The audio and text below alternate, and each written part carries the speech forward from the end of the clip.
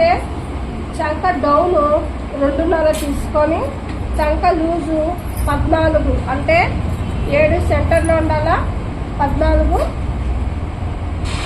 ఇప్పుడు ఉండాలి. ఇప్పుడు చంక లూజు చెయ్యి లూజుని కలుపుకోవాలి.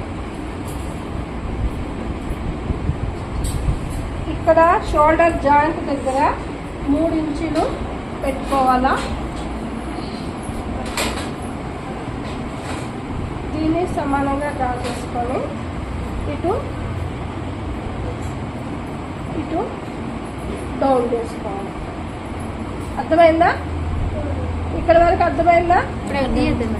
చెప్పేది ఫస్ట్ ఇది అయిన తర్వాత ఇక్కడ వరకు అర్థమైందా? ఇప్పుడు లోతులు తీసేటప్పుడు ఎదురెదురుగా ఉండాలి.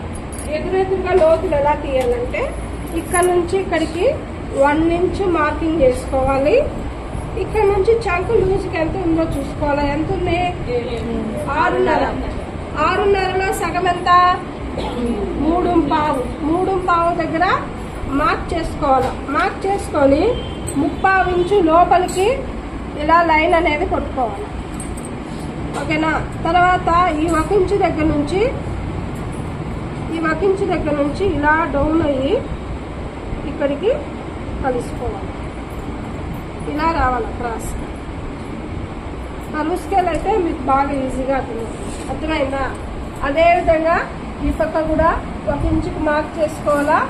చంక లూజు నుంచి ఆ 1 ఇంచుకి ఎంత ఉంటుందో దాంట్లో సగభాగాన్ని మార్క్ చేసుకొని 3/4 ఇంచు లోపలికి లైన్ తీసుకోవాలా. ఆ తర్వాత ఇక్కడ నుంచి ఇలా కర్వ్ అనేది తీసుకోవాలి.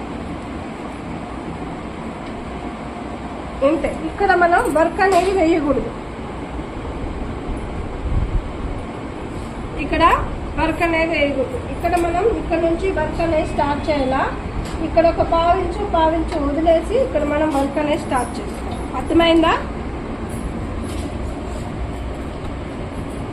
హ్యాండ్స్